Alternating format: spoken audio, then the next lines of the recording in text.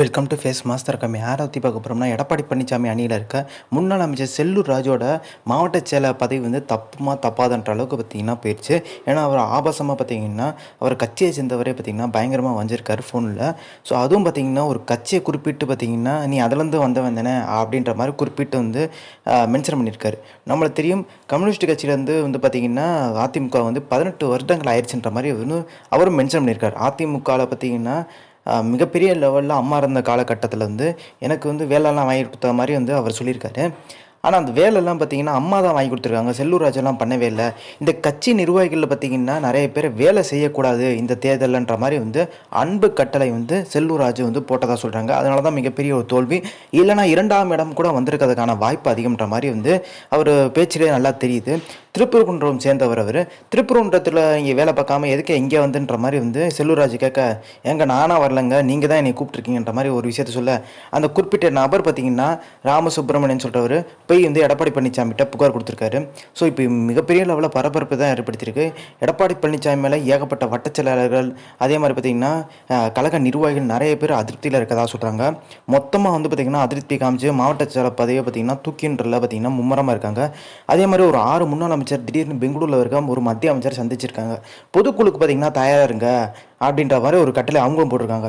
எடப்பாடி பழனிசாமியை இக்னோர் பண்ணிட்டு ஒரு பொதுக்குழுவை போடுங்க சசிகலா தலைமையில் அப்படின்ற மாதிரி. இன்னும் எடப்பாடி பழனிசாமி இணைஞ்சிட்டாருன்னா 3 பேருமே குறிப்பிட்ட பதவிகளை தரவே முடியாது. அப்போ சசிகலா இல்லைன்னா எடப்பாடி ஓபிஎஸ் அந்த போட்டியில் விட்டு விலகிடுவார்.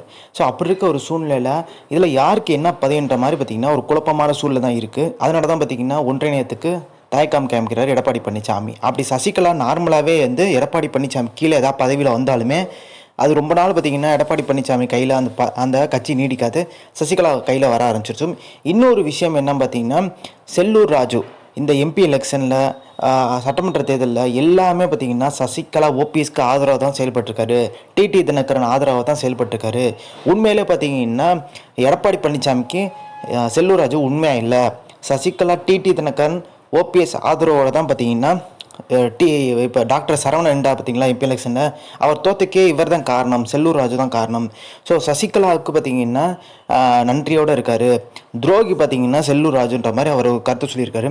இது எடப்பாடி பழனிசாமிக்கு ஏற்கனவே பார்த்திங்கன்னா டென்ஷன் ஆக்கி விட்டுருந்துச்சு. இதுக்கு முன்னாடியே பார்த்திங்கன்னா மாவட்ட செயலர் பதவி பறிச்சிடலாமான்ற எண்ணத்துக்கு போயிட்டார்.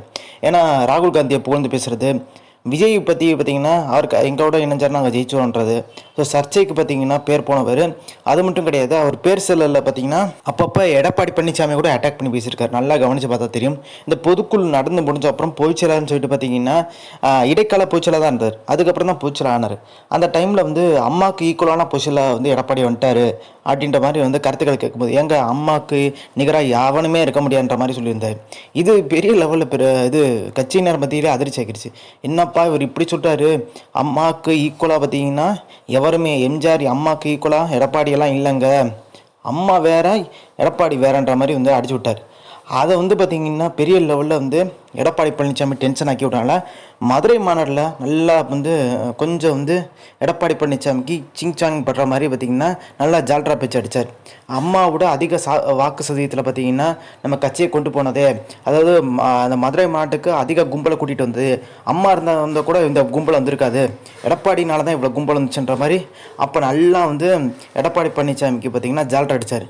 ஆனால் அதுக்கப்புறம் பார்த்திங்கன்னா இப்போ இந்த தேர்தலையும் பார்த்திங்கன்னா 2021 நாடாளுமன்ற தேர்தலையும் சசிகலா ஓபிஎஸ் தான் ஆதரவாக நின்றுக்கான்றது தெளிவாக தெரியுது. ஸோ இந்த இன்ஃபர்மேஷன் பிடிச்சா like share subscribe. Thanks for வாட்சிங் திஸ் வீடியோ.